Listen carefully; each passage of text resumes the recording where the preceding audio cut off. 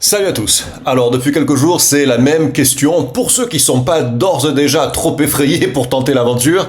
Simon, quand est-ce que j'achète? Est-ce que c'est le bon moment d'acheter? J'ai envie de racheter dans la baisse, j'ai envie de profiter de la baisse, mais est-ce que c'est trop tôt? Est-ce que c'est trop tard?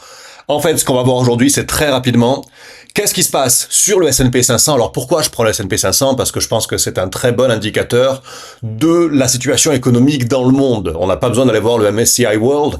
Le S&P 500 nous indique très bien en fait l'état de l'économie américaine, l'état en tout cas des plateformes boursières aujourd'hui, des valeurs boursières aujourd'hui américaines, et de ce fait, eh bien un petit peu ce qu'on peut attendre sur les cryptos et sur le reste aussi. Alors ici, on a la hausse relativement vertigineuse du S&P 500 sur les 2 années, on va dire 1 an et demi, 2 ans passés. Donc on voit que 2023 et 2024, bah, on a fait grosso modo de la perf à bloc, avec une petite baisse ici en août, dont on s'est bien remis. Et là, eh bien, c'est le cataclysme, c'est les tarifs de Trump qui font tout dégringoler, qui nous font sortir de ce canal haussier dans lequel on était. Alors déjà, ce qui est important à ce stade, déjà de se dire, c'est que le marché là, il attendait pour prendre des profits. Je veux dire, on avait fait 2 années absolument incroyables en termes de chiffres, 2023, 2024, c'était vraiment des grosses performances. Les gens, tout le monde était en profit. Quand on est là, tout le monde est en profit. Et donc les gens, ils attendent le moindre petit signe de ralentissement pour prendre des profits. Donc là, ce qu'on voit, c'est que bien avant les tarifs de Trump, on était déjà sur une sorte de rounding top, en fait. On était déjà sur un ralentissement. On n'était plus sur ça, les impulsions, là on était et on était essoufflé, et on était sur un rounding top. On s'apprêtait déjà, en fait, à prendre la tangente à la baisse. Après, il y a commencé à avoir les inquiétudes, et puis les premiers tarifs et les machins, les incertitudes, et puis là, la dernière fois, Liberation Day, and boom. Ici, qu'est-ce qui va se passer? Quand est-ce que tu dois rentrer?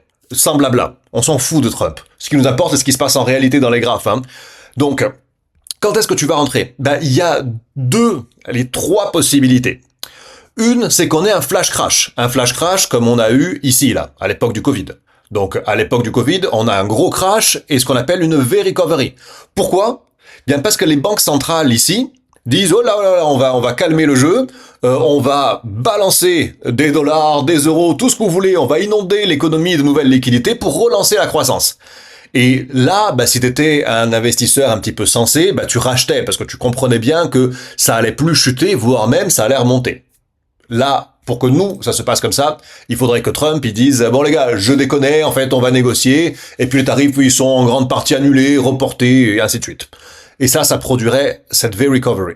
Mais n'oublie pas que on avait quand même avant pas eu une hausse aussi puissante que ce qu'on a eu ici, là, pour nous amener là où on est aujourd'hui. Tu vois, n'oublie pas quand même que voilà, la situation n'est pas la même et qu'on avait à l'époque quand même des taux plus bas, des taux d'intérêt plus bas qu'on a aujourd'hui. Donc on était mieux positionné pour faire une V-recovery. Ici, je dirais, c'est le scénario pour moi le moins probable, mais ça peut arriver parce que Trump, il peut être imprévisible. Et que là, ça dépend pas mal de lui, même si on a vu que il y avait des prises de profit qui attendaient. La seconde possibilité, par contre, c'est on rentre en marché baissier, comme on l'a fait ici, là. On l'a fait ici en fin 2021 et 2022, c'est-à-dire, on met en place une tendance qui est baissière. Et on ne repart que quand on fait ici on fait un bas et un bas plus bas, un haut et un haut plus bas, mais hop, là on fait un bas plus haut, et là on fait un haut plus haut, et là à ce moment-là on a inversé la tendance et on repart. Donc nous là ici, pour revenir à ce qui nous intéresse, le scénario qui nous intéresse dans la réalité du présent, c'est que la V-recovery pourrait faire ça. Mais ça, je donne pas beaucoup de chance à ça, moi. Parce qu'il faudrait que Trump soit fou et qu'il annule tout ce qu'il a fait, en tout cas qu'il reporte, qu'on comprenne que ça n'a pas vraiment d'impact. Donc ça, moi, j'y crois pas des masses. Ce qu'il est possible qu'il se mette en place, d'un autre côté, et ça c'est beaucoup moins drôle déjà, mais c'est ça. Imagine qu'ils se mettent ça en place. Tu vois? Tu vois le machin? Et qu'en fait, là, ce qui nous arrive, c'est que ici on rebondit, oui. Et puis on va chercher là, on se dit ah c'est reparti, il faut racheter, vas-y achète. Et puis là je drawing, et en fait c'est pas reparti. Et puis on fait ça, on revient là. Et puis tu vois ce que je veux dire? Et les gens qui ont acheté là, ils paniquent et ils vendent à perte. En fait, pour savoir quand est-ce que tu dois rentrer, Soit tu te dis que tu vas faire du DCA, donc tu vas rentrer toutes les semaines ou toutes les 2 semaines, peu importe. Et peu importe ce qui se passe, tu vas racheter la baisse au fur et à mesure, donc tu vas racheter ici, ici, ici, puis tu vas racheter là, là, là, et puis tu vas racheter ici, et puis tu vas racheter là, et puis tu vas racheter là, ainsi de suite. Jusqu'à ce que ce soit, en fait, qu'on ait inversé, tu dis, bon, bah ça va, bah, j'ai moyenné mon prix d'achat à la baisse. Donc ça, c'est une solution qui est tout à fait cohérente. Une autre, c'est d'attendre un signe de retournement du marché. Donc, comme on l'avait eu ici, tu vois.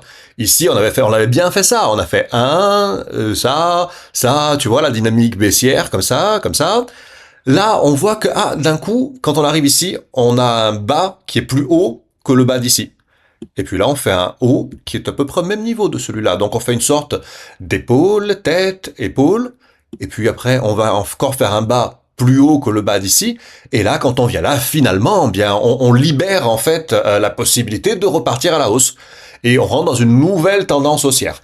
Donc, pour nous ici, ça correspondrait, si on rentre dans ça, hein, ça correspondrait au moment où on va casser là, ou plus bas, on s'en fout, mais le moment où on casse. Moment en tout cas où on commence à avoir des hauts plus hauts ou des bas plus hauts. On comprend que on commence à inverser la tendance. Donc, à présent, plus de blabla, c'est une opportunité dans tous les cas de racheter des actions intéressantes, de racheter des cryptos intéressantes, de racheter des valeurs intéressantes, peu importe lesquelles, puisque tout baisse en ce moment.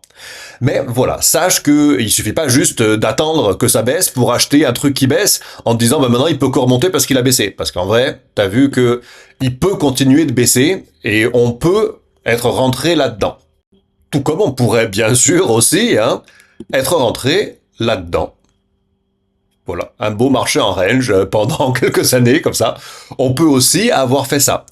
Donc, sois bien sûr de pas juste acheter parce que ça a baissé. Mais aie une stratégie, dis-toi, je vais acheter dans le temps, je vais racheter à la baisse, à la baisse, à la baisse, et un jour ça paiera parce que j'ai un horizon d'investissement suffisamment long, ou attendre d'avoir un signe de retournement, un breakout haussier qui te fait sortir de la tendance baissière. C'est la première vidéo sur cette chaîne.